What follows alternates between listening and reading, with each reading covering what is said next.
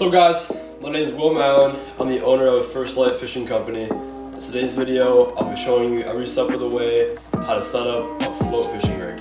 Let's get right into the video. Alright, so to start off the float fishing rig, of course you need a float rod and a float fishing reel. My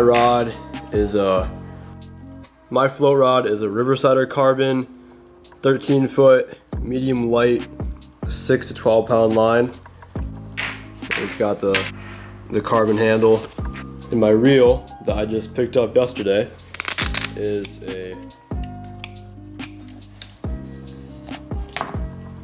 it's a Raven Matrix XL fully ported limited edition jet black. I also make these. They're yarn rod huggers. So say you have a 2-piece or 3-piece or 4-piece rod and there's multiple pieces that are clanging around. You put this on there, cinch it up, and there you're good. Okay, so the first step in setting up your float fishing rod and reel would be putting the line on the reel. I already have this done. All you do is take your spool, I wrap it around 3 times and just tie a couple overhand knots. That's all you do. Then I crank it on until there's little holes here, until the line is filling those holes 3/4 of the way. So not quite to the top, so a little space, but you want a good amount of line on there. And I have 12-pound Raven low vis green float line on there. Love the low vis green line because the fish can't see it nearly as good as they can see like a bright orange line. And why give the fish another reason not to bite if they can see your bright orange line? All mine is a twist on. You may have the sliding rings. They're both equally as easy. The next step after that would be running the line through all the guides. So as you can see, mine is all done. This is one of the most tedious parts of it because there's so many guides. After your rod is all threaded with the line, you're gonna want to grab, for the next step, you're gonna need 2 things. One, your float of choice. I love the Raven fast and deep floats. They work in all conditions. I'm using an 11 gram today. And you're gonna need some float tubing. My favorite is the Blackbird float tubing. Just I've had the best luck with it. It's super durable, great quality, great price. And everything you see in this video is available on my website, firstlightfishingco.com. There'll be a link in the description down below. Okay, so you got your float, you got a piece of your tubing, and I like to cut 3 pieces. 1 for right here, 1 for right here, and the 1 for down below. Because if you have one here, your line can get wrapped around this part. So you can get a pair of scissors or whatever. I got these line cutters. Just cut, you know, literally a piece that big. Like this stuff's so strong, I don't need much at all. I cut 3 pieces the same size. I cut 3 pieces that size. It's real small. So you're gonna take the end of your line and just toss on all 3 pieces of the float tubing that you just cut. I like using the 12-pound line because some guys use like 20-pound line for some reason, and it's hard as heck to get stuff onto the line. So now you got your 3 pieces on there. All you're gonna do, take the top of your float, slide this right on there like that. So now you got your first part there. Take your second piece and your third piece and put them right here. Slide 1 all the way up to the float and leave 1 at the bottom. Then you're gonna pull your line tight. There you go. 1 at the top, 1 right there, 1 right there. Keeps your line nice and straight. And there you go. Now for the next step, you're gonna need some split shot. I do a split shot pattern going from buckshot to AAA to AB to BB and then usually just to number 1. I go number 4 sometimes. So the thing with fishing an 11-gram float is in the water you want it sitting, or any float, you want it sitting right at that line. So what that means is the 11 gram doesn't mean the float weighs 11 grams, it means it can hold up 11 grams. So you got to add up your split shot so that all the split shot you have on the line is equal to 11 grams. So since you need to add it up to 11 grams, that's what I'm doing for the float. Buckshot weighs 1.4 grams, AAA is 0.8 grams, AB is 0.6 grams, BB is 0.4 grams, number 1 is about 0.3 grams, and number 4 is about 0.2 grams. Your next step is crack open all the split shot and toss them in a tackle box. There's also a chart in the back of the package. So I'm going to start with a couple buckshot, 1.2 gram. What you want to do is just grab a pair of pliers, find the notch in the split shot, put the line in there, squeeze her all the way down. And I always do this thing, it's just breaking in your shot. So you put them on a little lower than you need them, a couple feet lower, and then it kind of burns sometimes, but you slide them up to the float. Because then if you get to a new spot and you got to change depth and you're sliding your float all the way up and down your line, it won't fray your line because your lead will already have like a little groove in it for the line, so they can slide around freely without damaging your line anymore. But the line where I put the shot on to begin with, that's the only part that usually gets frayed or damaged. So at the end I just slide the float and all the split shot up like a foot or two and cut off all the bottom line. I just tossed on 4 of those buckshot, now I'm gonna go down to the AAA. And right about now is where I do a quick calculation in my head. Now I got 4 buckshot, 4 AAA. Let's drop down to AB. So now I got this. It's 4 buckshot, 4 AAA, and like 4 AB. I'm at 9.8 grams. So now we're gonna drop down to the light shot.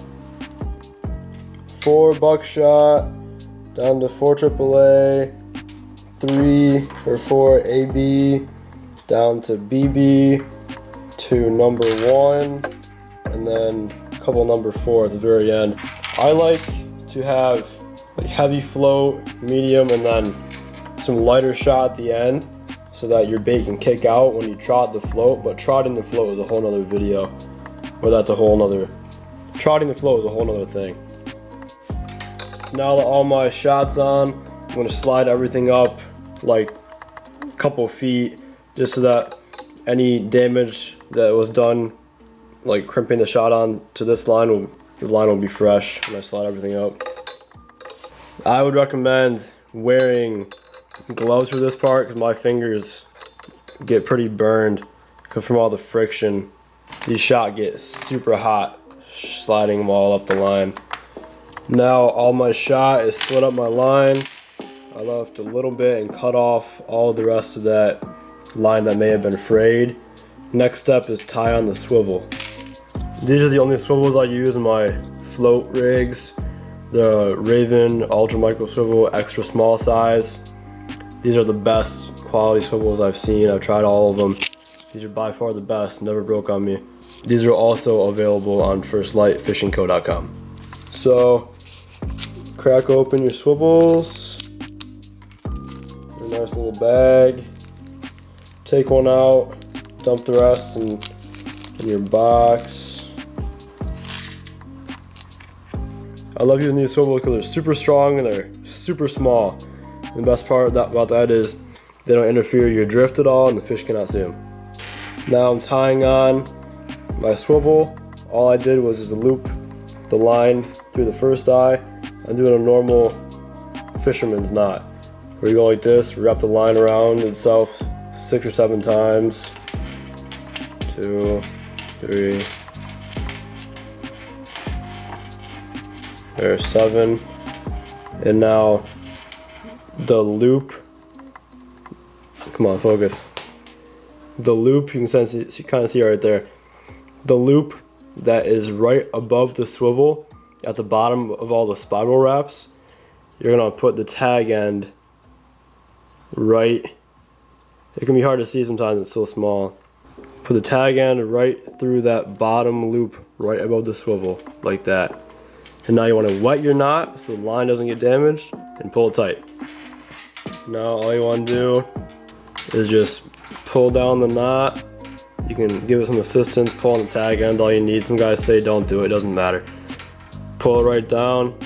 You want to cinch it down pretty tight so it looks nice and clean. Pull on that tag end, all you need. And then when I trim it, I just leave a little bit.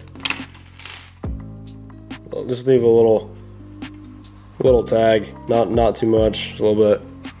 Now look at that. You got your float, you got your tubing on your main line, all your split shot down to the swivel, and you're almost done. Next step is put on the leader, hook, and bead. My favorite leader is the Blood Run. I usually use an 8-pound fluorocarbon leader, and depending on the size bead or bag I'm fishing, I use either Blood Run skeena hook size 6. It says for beads and bags, or a Blackbird Sabertooth size 8. I usually use this when I'm fishing 8mm beads, and this when I'm fishing 10mm beads. And for the beads, my favorite beads are the Trout beads. This is the Oregon cheese color, phenomenal color, and then the Trout beads pegs. All of this is also available on my website, link in the description. So I prefer to fish between the 18 and 20 inch leader. So just so you have room for all the knots and everything you're tying, cut it about a foot longer than you need. So I cut about 3 feet of the Blood Run fluorocarbon leader. And the first step, I'm gonna tie on the hook. I don't know the name of this knot, but you put it through the eye of the hook like that, and you pull it down, and all you do is wrap the line around like 10 times. You can do 8, you can do 10, you can do 12, I do 10. Doesn't matter. 1, 2. So you can see it's wrapped around. You can kind of see, you can't really see. You wrap it around 10 times around the shank of the hook. Now you want to get the opposite end of the line and put it through the eye of the hook, and nice and slowly just pull all your line through and then pull it tight. And that's what it looks like. Strongest knot. I look at it as, if you put your hands together like this, it's not as strong as if you put your hands together like that. It's like the line is like in a handshake with the hook, so it's stronger. That's just how I look at it. So just be sure to pull that, not super tight, just give it a decent amount of pull. Let's just set it. Next up, cut your tag end. Don't cut it flush, leave a little bit. I'll just leave that much. Just like a little bit. Next up, put on the bead. I love the color of this bead, Oregon cheese. Such a good color. So now what you're gonna do is take your bead, put it on your line. You don't gotta slide it all the way down yet, just pull like a little bit of line out. Take your peg, your Trout beads pegs, and what I do just to save myself a little money, make my pegs last a little longer, I always cut them in half. Just because I used to peg my beads way too tight and I'd end up breaking my line right at the bead. So you don't need to peg them that tight, just peg enough to make them stay in place. So take your peg after it's cut in half, slide your bead in. You don't gotta crank on it, just slide it up. The point is just to hold your bead in place, not to lock it in. And some guys don't cut it flush. I always do. Doesn't matter, not at all. But I always just do. So I take a knife, you can take a pair of scissors, cut it there, cut it there. It doesn't have to be perfectly flush, I just do it perfectly flush, it doesn't matter. So now just slide your bead down to the hook, and I always do a 2-finger length, so that's perfect right there, from the bead to the hook. And now very rarely do I fish just beads. I always fish an egg sac. I just like both for the double presentation for steelhead. So on this I'd probably toss on a pink bag or a chartreuse bag or whatever. Egg sacs are also available on my website. Link is in the description. And I love fishing the eggs because the fish are in there to eat eggs. So you got an artificial one, and if you're fishing real eggs, real egg sacs, why wouldn't the fish want to bite it? And the First Light Fishing Co. egg sacs are tied to premium grade A eggs, and the fish love them. They work phenomenally. There you go. Now next up, tie this onto your swivel and you're done. So now you got your swivel that's on your main shot line right here. Take this. I'm doing the same knot that I tied the swivel on with. So now that you got so you have extra leader line, just size it up to about the length that you want. I want about 18 inches, so I pulled about 18 inches. I cut way too much leader, so you can go ahead and trim that leader up if you need.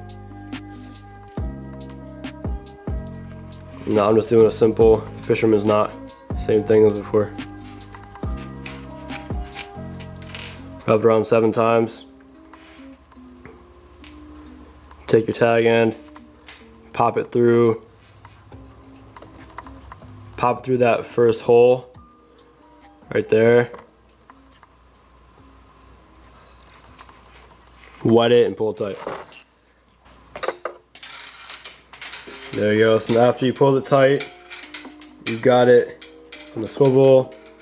Cut it, your tag end, not too short. Leave a little bit. Should look like that. There you go. Now I got about 18 inches down to my bead. So now you're done. You got your float, whatever size float you need. All your split shot that is weighted to the specification of the float. You got your swivel, and then you got your bead and your hook, and then toss an egg sac on that hook and you're set. And you always want to run your bait between 6 inches and a foot off the bottom, because that's where salmon and steelhead and trout usually hold, in the bottom foot of the water column. So just trial and error. I'll make another video on that, reading water and fishing different holes. But I hope that helped, and I'll see you on the water.